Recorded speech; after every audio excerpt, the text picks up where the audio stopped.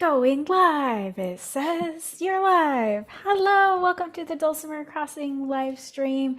I'm Erin May. Dulcimer Crossing. No, Dulcimoon. Got my Dulcimer things all mixed up. The Dulcimoon talk with Jessica Comeau today. Jessica, thank you for being our guest.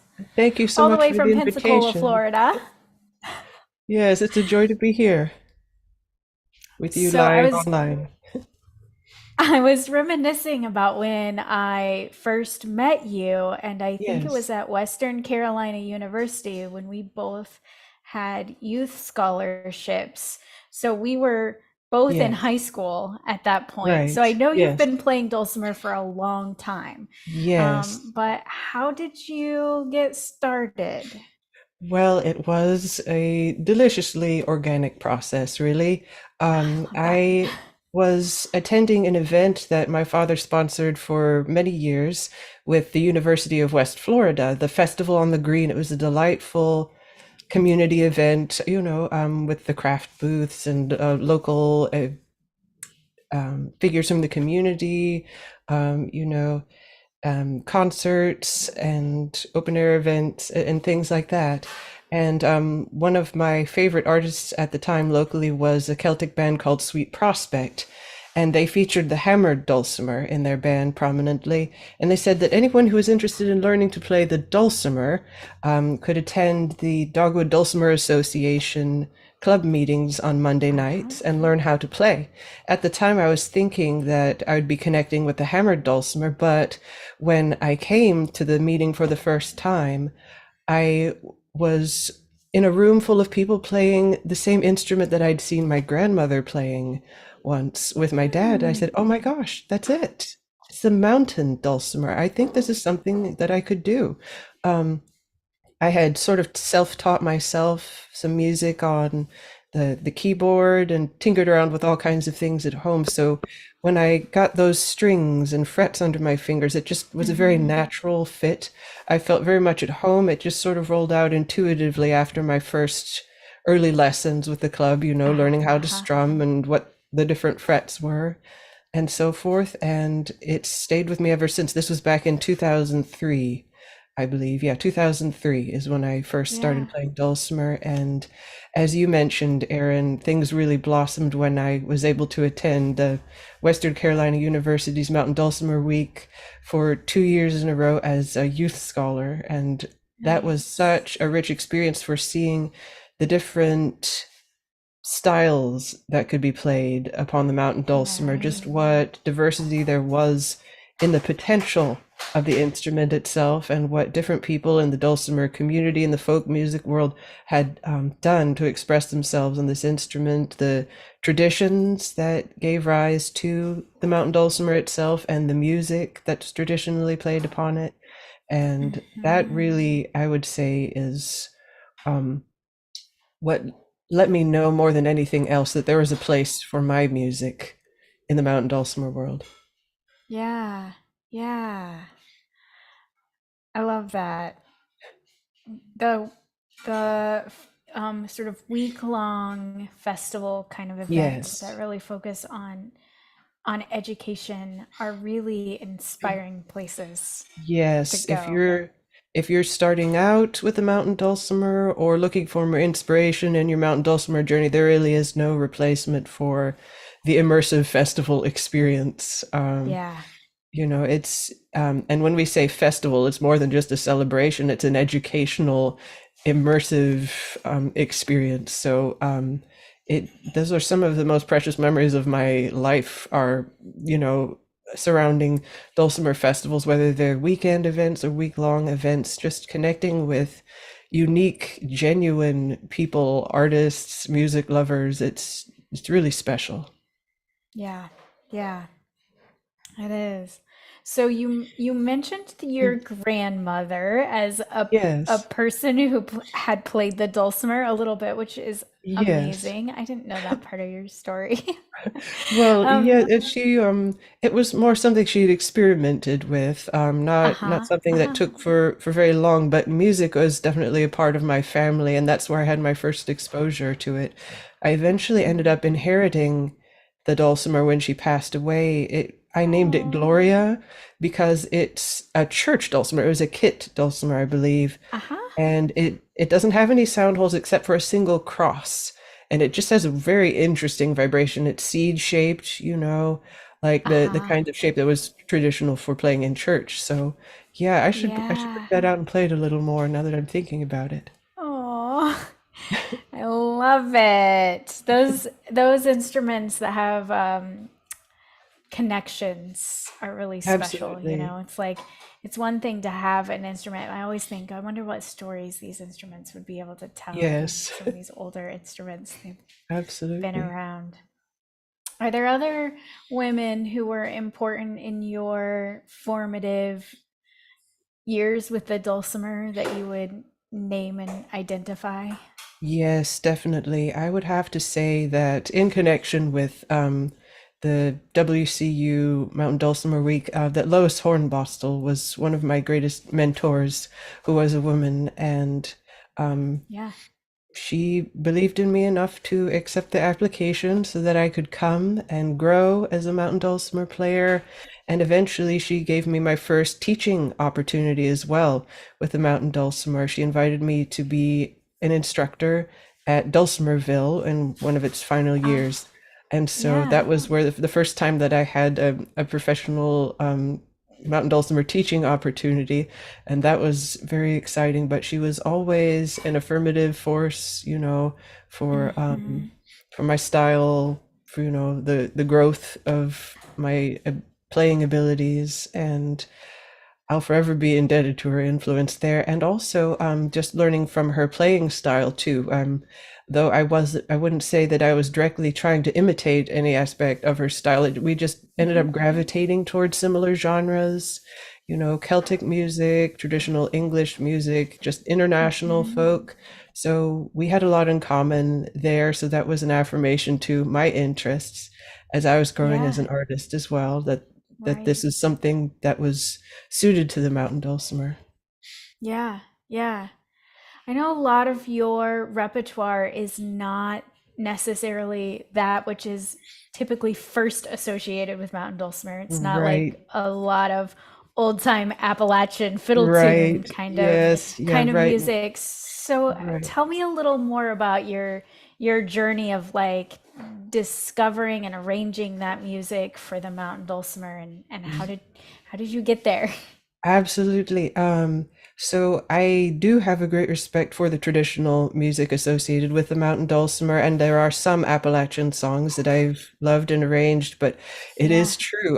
The great body of my work and the kinds of music that I enjoy most has tended not so much to be traditional American or bluegrass music so much, but ever since a very young age, right about the time of the phenomenons of river dance and Lord of the Dance, I Uh-huh. discovered Celtic music, both the Irish and the Scottish, especially Irish, because that is part of my personal heritage as well. I'm part Irish.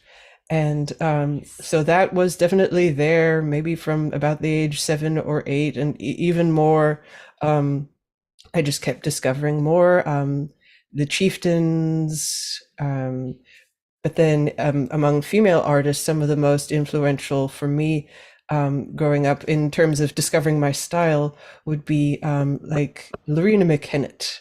I Mm. discovered about, I think, age of 9 or 10, I heard it for the first time, and I was never the same. Not only did she Oh. have the really strong roots with Celtic influence, that was something she always wanted to have as a common thread throughout her music, but I just saw how just creatively diverse music itself could be, that you could take a traditional Mm. song and interpret it in a completely different way, or bring together instruments from completely different cultures and create a new texture and really make a peaceful statement about how music can build bridges. People maybe who don't even Mhm. speak the same language or share the same beliefs or come from completely different cultures can connect with the same music and discover Yes, something it's so profound, powerful. meaningful, and relatable. So I would say that is a great deal of what I learned from her. Maybe aspects of singing style, arranging, Mhm. um, Mhm. So Lorena McKennitt was a big influence, and of course, a lot of the same people who listened to Lorena McKennitt listened to Enya as well. And Uh-huh. so I would Uh-huh. say that was influential too. Another Celtic voice. Um, Mm-hmm. so not as traditional, but a lot of people who listen to the deeper cuts of Enya will find that she does a lot of traditional Gaelic singing. She grew up in the Mm. Clannad family. So Wow. yeah, the Brennans, and so um, there is that influence there, and also just the work ethic, how she works as an artist. I mean, how many Mm. layers of vocals she was putting together in quietly, in privately in the studio. So as an introvert, I kind of relate to some aspects of that. That I'm a rather private person, and some people have called me shy over the years, though there's a lot of that I've overcome. But just the inclination for the creative process to be in a great portion a private thing, that things can Mm-hmm. still bloom in the quiet. You can still quietly work Mm. away at something, maybe even in the studio, and make it a reality. You can connect on Zoom from the Right. space of your own Right. home and connect with the world. So that's a Yeah. great deal of what she taught me. There's a lot of again, stylistic influence there too, maybe in the way we sing, but um, Mm-hmm. yeah, that's another major influence, I would say, in my music growing up. And um, of course, there was the music of the Gord music label. I've got to put a plug for them too. Yeah. Listening to artists like Shelley Phillips and Kim Robertson, again, the revitalization of traditional music in creative contemporary ways. You can play the same song but change the rhythm. You can take the same song and toss Mm. it to different instruments. Um, in your arrangement, so it doesn't just stagnate, but it becomes a living texture, something organic. So, Right. um, Right. yes, all these things. And I had been listening to Shelley Phillips's music for years before I had the privilege of meeting her a few years ago when I came to Redwood Dulcimer Day in Yeah. Santa Cruz, California. That was a wonderful, wonderful experience. Such an accepting audience, really. Just I had been on the cusp of releasing my most recent album, Fairy Memories, and I had been thinking about that concept, but which would represent a little bit of a change in direction from what I'd done in the past, in Mm-hmm. that it was featuring um, fantasy themes and just more of a dreamlike sort of vision for the theme of it. And so this was, um, as I said, a change in direction, but something very close to my heart. It was reflecting characters and imagery from the writings of Tolkien, J.R.R. Tolkien, Uh-huh. and mythology and so forth. And I thought, okay, what's going to happen if I go this way? This might not appeal to everybody who's heard my work before. This might bring in new people. What's this going to do? But I was starting to Mm-hmm. put out there some of the songs that I eventually ended up putting on the recording. I tested that out in my concert with them, and they were so encouraging, so Oh, receptive. That was a major influence on the way things are going now, I would say. wow. And I love that. yeah, it really is. And but that they were so receptive to it, that meant a lot. And ever since, I hadn't really thought of this as a conscious process, but I've sort of turned into a little bit of a hippie, maybe on some level. Maybe I always been, but because I hadn't really been exposed as much directly to the music of the folk movement in the 60s and 70s, but people would Yeah. say, hear my music, that this reminds me of the 60s, And I was like, really? Or even Isn't that, it interesting yeah, how sometimes we end up in a place that like isn't the place that we were influenced by, but comes almost full circle? exactly. Yeah. It finds you, people. Uh-huh. Uh-huh. And so I suppose part of what fed into that is, yes, I did love folk music, as people certainly did in the 60s and 70s. And I was an English major and I loved literature growing up. So a lot of these literary references would sneak in. And I guess this is what would Hmm. remind people of things like Donovan and the HMS Donovan or things like that, Yeah. the literary aspect of it with a little bit of Eastern influence here and there. Everybody who's heard my track Phrygian Sunrise knows I was kind of having an almost sitar moment there. So yes, Uh-huh. yes, Uh-huh. this is going to be eclectic. I'm not following directly after anybody's style. I'm chasing the sounds that move me, the stories that lift me up, and I'm hoping that that comes through in the music too. Yeah. When you're finding your repertoire, are you finding things like recordings and then learning pieces by ear? Are you finding transcriptions and It's arranging a them in that way? Are you combination. composing? Yes, well, it depends. When I'm developing music for my recordings, it's hard to say. There is composition. There's a lot of my original compositions Mhm. and music that has struck me, maybe that I have learned from recordings or prior Mhm. performances. But when I'm looking at music that I want to present in my online workshops or in festivals, that I do have more of a scholarly approach to that. I'll be Mhm. looking at transcriptions and listening Mhm. to recordings that are at least the most the archival I can get my hands on, digging into the Right. old scratchy vinyls, you know, that are Mhm. there on Spotify and YouTube, or, the folkways recordings. Oh, yeah, the I love folkways going back to recordings are those. great. And so that is certainly a part of the process of how I would research. Or I've gathered up all manner of books over the years from library book sales and what Right? have you.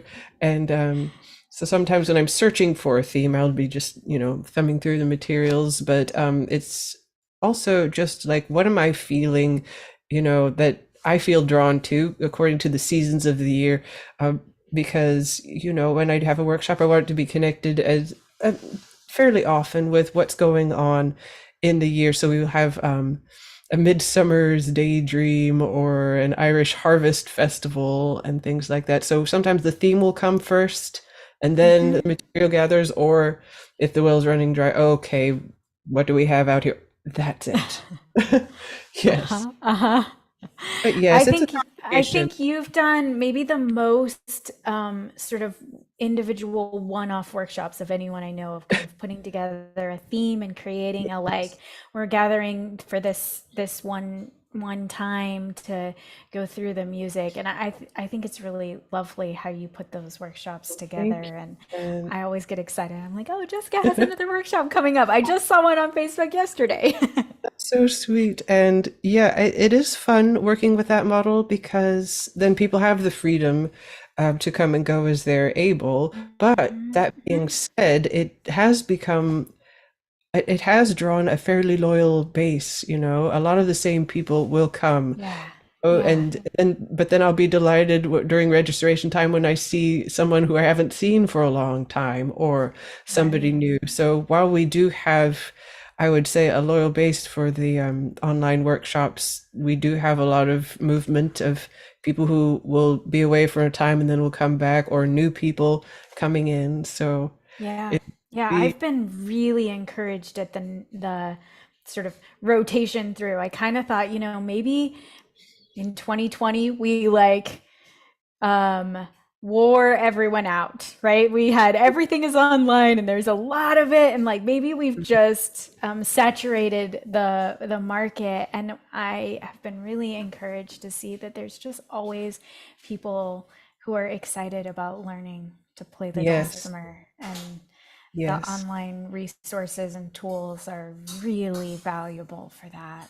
Yes, it's wonderful. And it is the opportunity for people to connect with dulcimer learning who might not be able to attend the in-person festival experiences or for whatever reason couldn't travel all the way over here easily. There are people Yeah. who attend my workshops regularly and semi-regularly who are in the UK or Belgium or Italy. and it's just a delight. And even we've had someone come from Scotland from time to time. It's always a delight when they could share their insights and experiences, and maybe deeper background on the music because of their cultural background. So Right. I Yeah. love the stories. Uh-huh. Yeah. Um, I think that's one of the reasons that DJ and I kind of hatched this Dulcimoon project, was realizing how valuable the community can be online, and Yes, it can it can feel like, oh well, we're only meeting people online, it's not real. But my experience of the connection we have with each other is that it very yes, much is real. Like, it there very much is. is a real connection, and we miss each other when we haven't seen you in a Zoom thing recently, and we Yes, check up on each other and like make sure that folks are doing okay, and we welcome new people into the fold. And it just yeah, I really do feel like the connections we have yes. created are incredibly valuable. Yes, and as a teacher and a musician, I find it so personally rewarding to connect with other people who are even interested in this kind of thing, because, well, Pensacola, I have not branched out as much locally. A lot of this has happened online. It's not exactly a hotbed of fascination with the mountain dulcimer and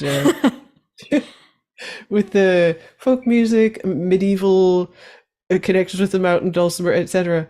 But there is a dulcimer community. I don't want it to make it sound like there isn't, Yeah. but all the same, it's not something you encounter every day. People who are interested in these kinds of things, and it's Hmm. so meaningful to be able to share it with people who find it enriching and interesting as well. And people have told me the same, that it's meant a lot to keep the music going in the workshop setting, in community, and Yeah. in the private lessons too that I've been able to offer online. Yeah, that's a big change that came during the pandemic as well, that it became more acceptable to people to be able to use Zoom who might not have been Yeah. using Zoom before, and so Yeah.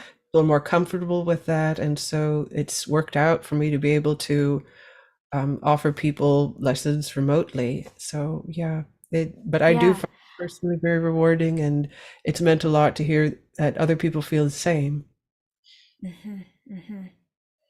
Yeah, I think one of my favorite things about the fact that we can do it online is you're no longer bound by whatever the teacher who's geographically nearest you knows how to play and teach on the instrument. You can Right. really say, like, I'm most interested in this kind of style of music. Yes. I'm most interested in this kind of approach to the instrument. Yes. And then you can find the teacher who offers that. And Yes, yeah, absolutely. it's really rewarding. Yes. And so I can confirm that as well from my experience. People have said, that they've been able to connect with what is most of interest to them through the online Hmm. experience. So sometimes when you're offering a class, whether it's independently, at least for me, whether I'm offering it independently or at a festival, it's not always about selling out the class or getting the most registrations. It's about, this is here for the people who need this. This is for the people Right. who really want to explore this kind of music on the mountain dulcimer. And so sometimes, even if it's a small class, it's a passionate group because Right. this is what they were looking Right. for. Yes. And that is something money can't buy. Yeah. Yeah. Agreed. So one of the other pandemic projects that you and I both got to be a part of that was kind of unusual dulcimer project Yes. was to be on the soundtrack of a video game. And Yes. I think you got involved in that first. So I'm really curious to hear about how that connection was initially made. Yes, I'm not entirely sure how Candy first discovered me, but it was really exciting to receive the invitation to play Mountain Dulcimer as part of the music for the video game Wildermyth. And I was especially excited about this because I was getting ready to release Fairy Memories, which was a fantasy related Oh, musical project. And so here this is more fantasy. I said, yes, this is a sign, you know? right.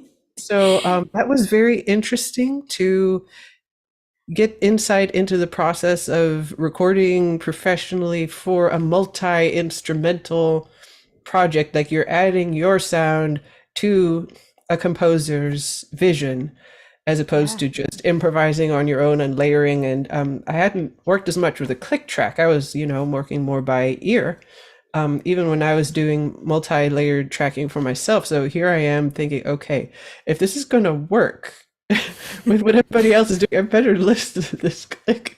And so, yeah, that was an interesting discipline, since I usually work more intuitively. But I think it all worked out. And I love that she gave us the opportunity maybe to have a couple takes, just playing the music straight, but then also having a creative or improvisational track, just like, okay, I Yeah. want to try and do your thing over the top of this and see what happens. So that Yeah. happened on at least a few songs I remember. So that was fun Yeah, me too. and a very educational experience. So, And yeah, yeah, I agree. I know I asked Candy about how she decided to put dulcimer in it, and she said actually the video game designers requested Mountain Dulcimer because they wanted it oh, to have a distinctively American feel and not be ah, sort of an Asian soundtrack like a lot of the other video game I see. soundtracks. And Okay. so one of the things that they specifically said was, we want an American instrument. And I expect they just Googled what are American instruments and came up with Mountain Dulcimer. Well, And then in the writing process, she said there were some places where she kind of wished for a more chromatic movement in the yeah, music, and so that's how she found me. She right. apparently Googled, does chromatic Mountain Dulcimer exist? Oh, dear. Uh, well, So I had given her your name, I think, too, though, so it oh, wasn't good. completely wild. A wild shot there. But yeah, I think I recommended you as another contact for adding more chromatic textures, because yes, I do gravitate more towards I guess you could call it the modern diatonic scale, because Hmm. we've got 6.5 fret and the 1.5 fret Hmm. sometimes. Hmm. But yeah, it is the more traditional diatonic mode for Yeah. me. But yes, Yeah. that was some good creative synergy all around for Yeah. Will. So I'm always interested in, like, if you have kind of creative practice things that you incorporate into your life and routine, and like how what does playing your instrument with a creative mindset, or what does it cultivating creativity in your life look like? Cultivating creativity in my life. So part of that is openness to new experience, listening to new music, trying to Mm. keep things fresh on the one hand, and also staying in touch with your favorite things on the other. So Oh, that's I such a I good love to word. listen to stories, even more than reading traditional books nowadays. I listen to audiobooks a lot, and so um, that's let me, catch up on classics that maybe I didn't have time to read in school while I'm going about my chores, or listening to stories from my childhood that I hadn't listened to in years and saying, my goodness, there's more depth to this than I remembered. And so sometimes Yeah. that'll inspire something new. I can't tell you how many of my own songs are inspired by stories that Mm. I read growing up, and Mhm. just Mhm. capturing the wonder and the mood of being in the world of that story. So that, I'd say, is where a lot of it comes from. And I couldn't give you an accurate representation of my creative process without talking about my faith life as well. I was always surrounded by music ministry growing up, because my dad was the leader of the music ministry for many years when I was growing up in my church. And so church music was a big influence for Yeah. me. So Yeah. from the ancient to the modern, that was there, and so yeah, you'll hear that in my albums, both of them really, because I have medieval chants in on my first album, and a lot of the messages in the lyrics of my songs are specifically coming from my faith. So Mhm. like good in everything, for instance, I'd say is one that was really addressing things on a more spiritual level, but it's all there. So Yeah. that part of my creative process as well. It's remaining open to new things, staying in touch with the things you love best, and my faith life. Yeah. That's beautiful. Thank you for yeah, thank you for sharing all of that. Oh, The creative part to me is like sometimes the most intimate and personal part, but it's also like something that I'm always curious about because it's such an important part of being a human and being a yes, musician. yes. So, all right. Well, what are you working on next? What do you have? What are you dreaming about? What do you Oh gosh. Well, the thing that I'm closest to at the moment is a new anthology of arrangements of traditional Irish music, and that's the fruit of doing so many workshops about Yeah. traditional Celtic music. So the Irish collection's coming first, probably some other themes eventually, but that's just right there, ready to go. I'm just in the process of finalizing some of my research to be able to give some background and commentary on the Mhm. music too, so you know what it is that you're playing, you know what you're listening to. So that's coming up hopefully sooner rather than later. But eventually, I do want to make another recording, another album, because I do have more songs that I've composed Yeah. and I've fallen in love with more music and have more arrangements of traditional songs. So we'll see how that comes together.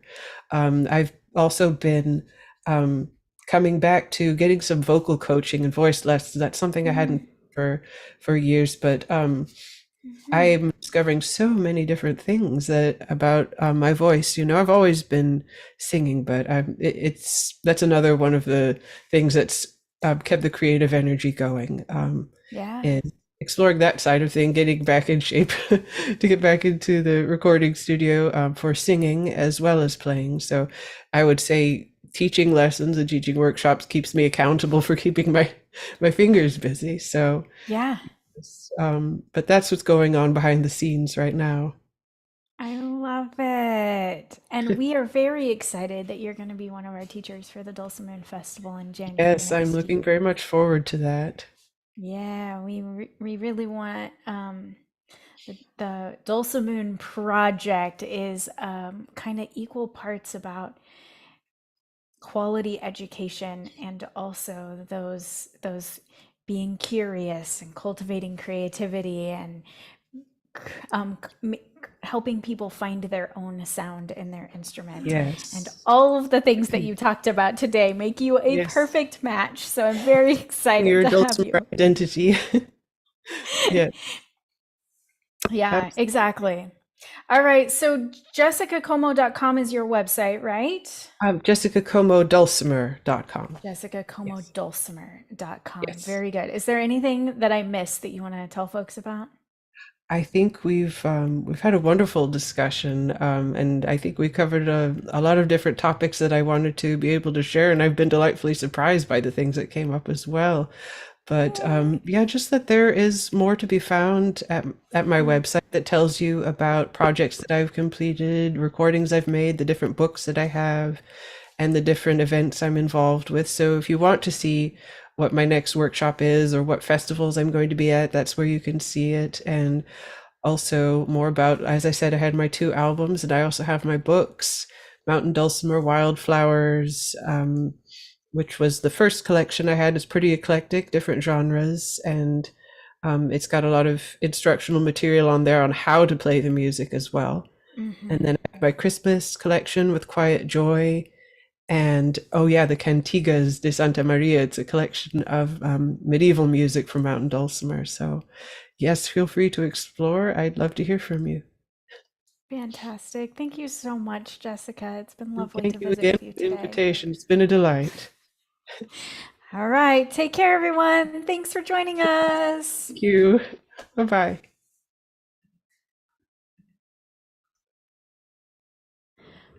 Okay. So I